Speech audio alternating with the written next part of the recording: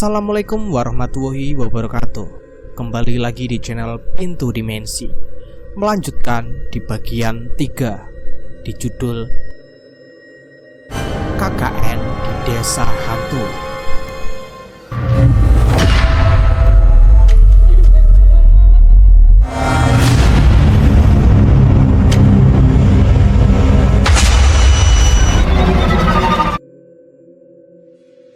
Sudah berapa hari ini, Rini selalu mendengar suara seseorang yang sedang mengunyah makanan. Suara itu berasal dari sumur tua yang airnya kering kerontang. Ia pernah meriksa mulut sumur itu, tapi tidak ada apa-apa di sana.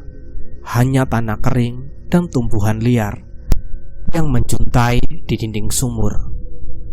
Suara mengerikan itu selalu datang setiap jam 12 malam. Anehnya, setiap kali ia membangunkan Jessica, suara itu langsung hilang.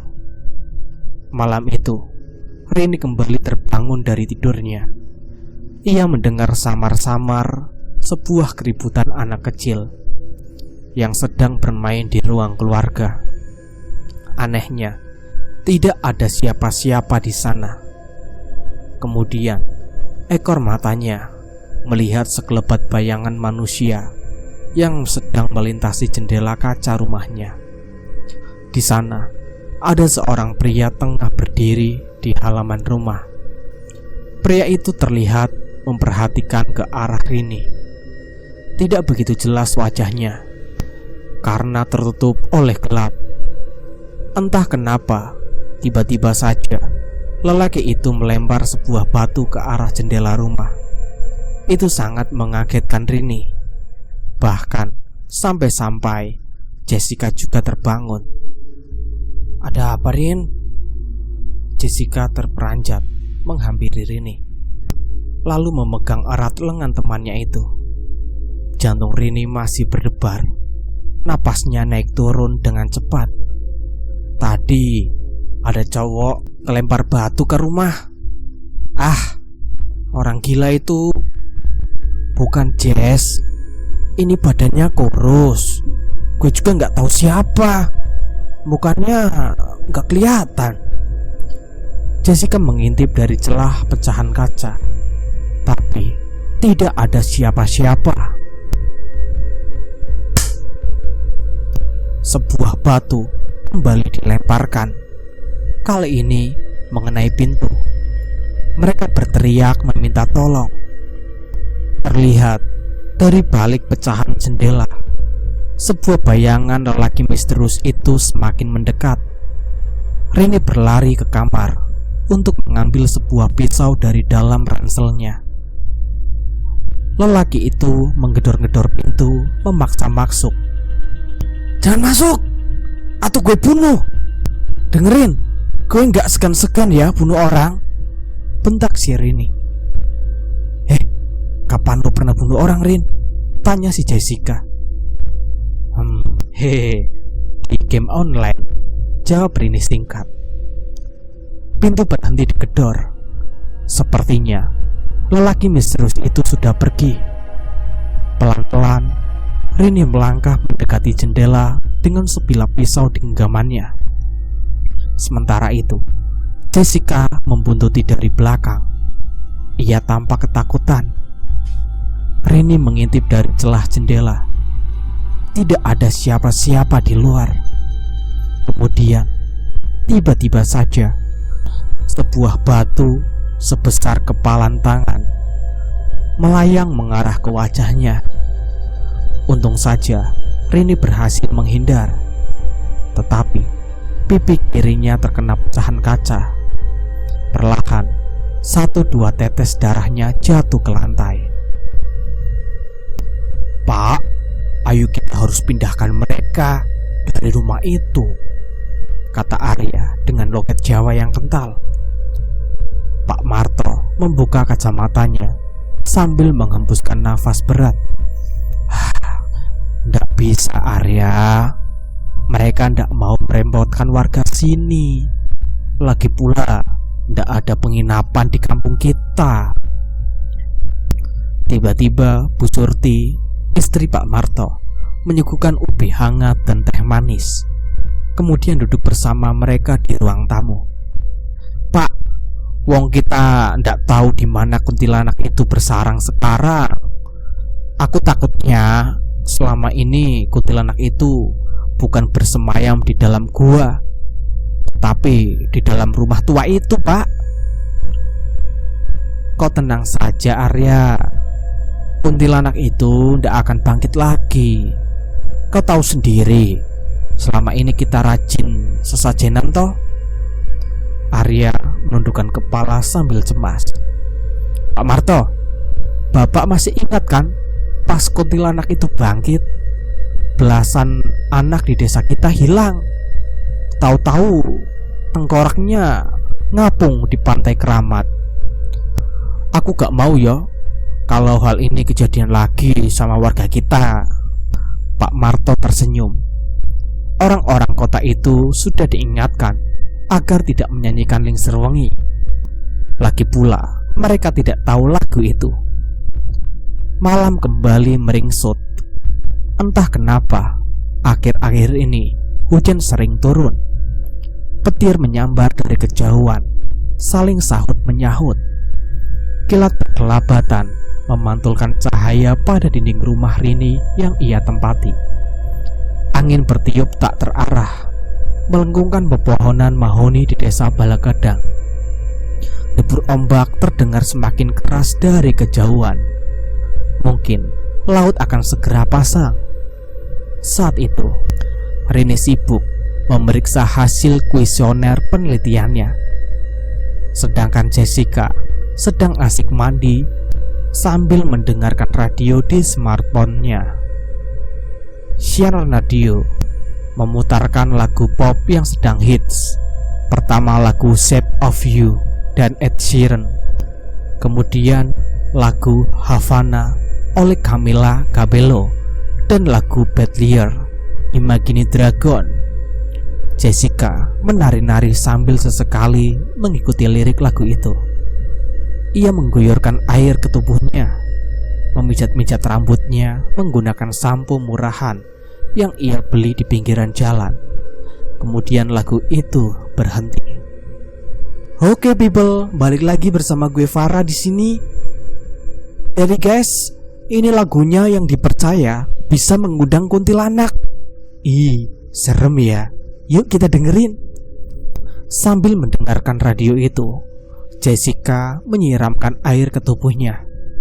Ia merasa sangat segar dan bersemangat. Dan tiba-tiba lagu itu diputar.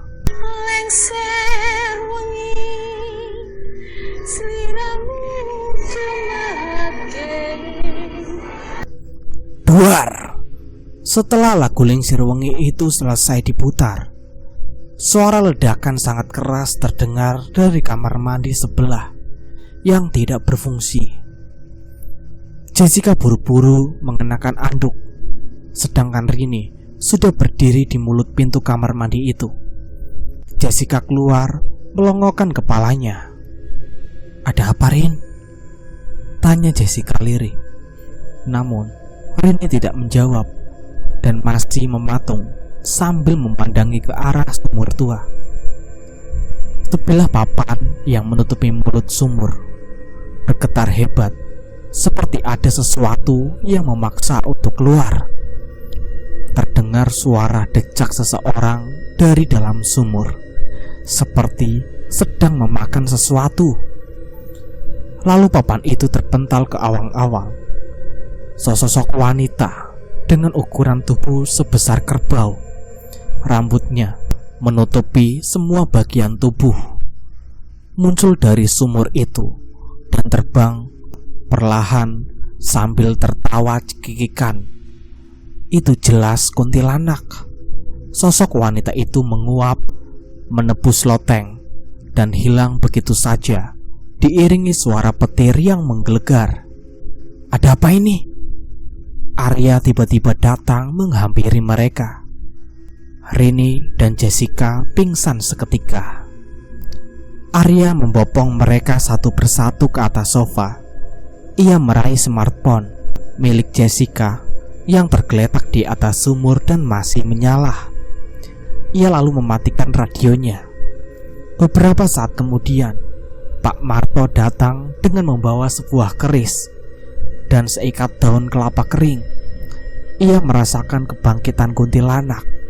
Wajahnya panik dan buru-buru menutup pintu rumah. "Arya, jangan sampai warga tahu. Kedua wanita ini bisa tewas dibunuh warga." Wajah Arya memerah. Ia menahan amarah dalam dirinya. "Ya terus, sekarang bagaimana?" "Wis, aku kasih tahu toh Pak. Kuntilanak sialan itu pasti bersembunyi di rumah kosong ini.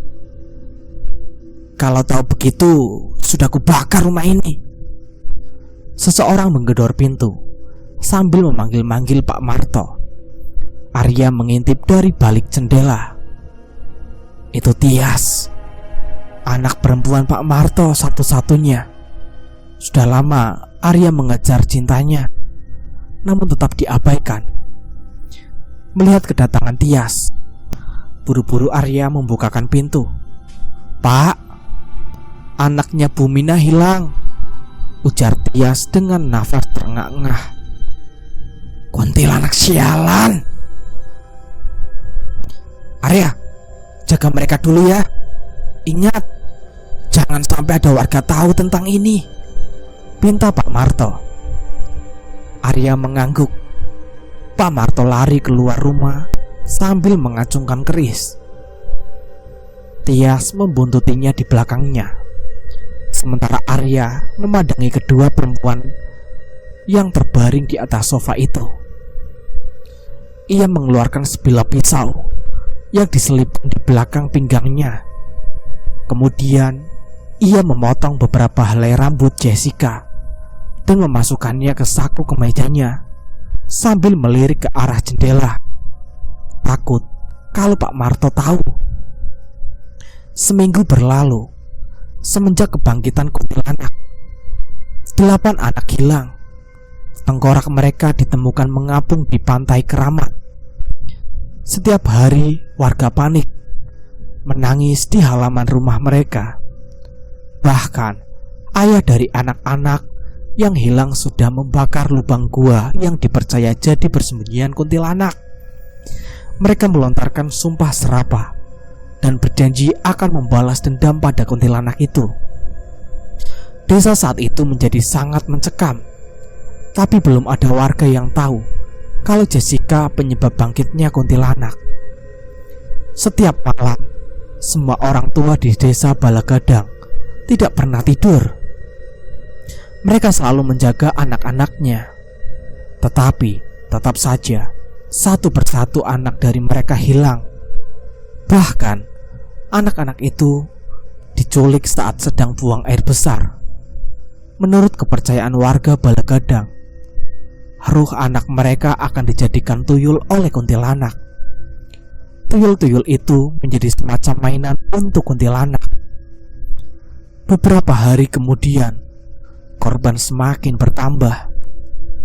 Salah satu warga Balagadang mulai curiga kepada kedua wanita kota itu.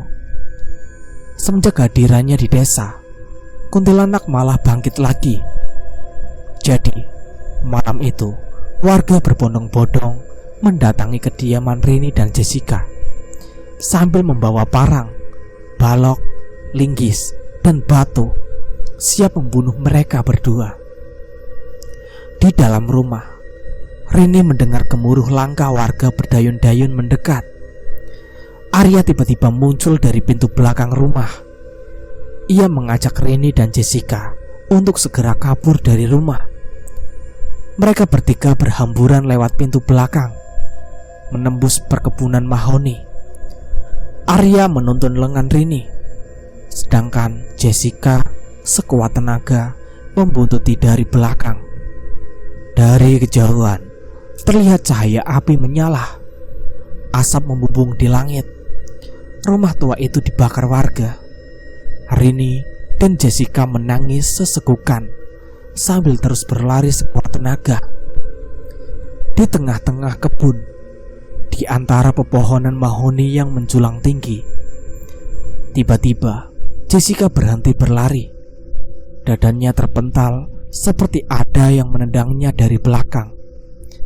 Ia lalu tersenyum mengerikan. Kedua matanya putih polos. Ia mendekat ke seluruh pohon mahoni dan menjedot-jedotkan kepalanya sendiri sampai bercucuran darah.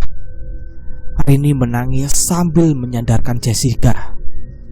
Tetapi Jessica tetap mengamuk, bahkan mengunyah lidahnya sendiri. Darah sempurna memenuhi wajahnya. Lalu perlahan ia mengapung ke atas awang-awang sambil tertawa cekikikan. Rini menahan kaki Jessica yang melayang, tapi tidak bisa. Jessica hilang di antara ranting-ranting pohon mahoni. "Sudah, Rin, ayo lari!" Arya menarik tangan Rini. "Jessica!" Rini menangis jadi-jadinya. Matanya sembab. Ia berlari, ragu-ragu sambil menangis. Arya membawa Rini bersembunyi di sebuah gubuk. Gubuknya berukuran kecil, terbuat dari bambu dan ijuk. Di dalam gubuk itu sangat gelap. Rini menyalakan senter HP-nya. Ia menangis sambil memohon kepada Arya agar mau menyelamatkan Jessica.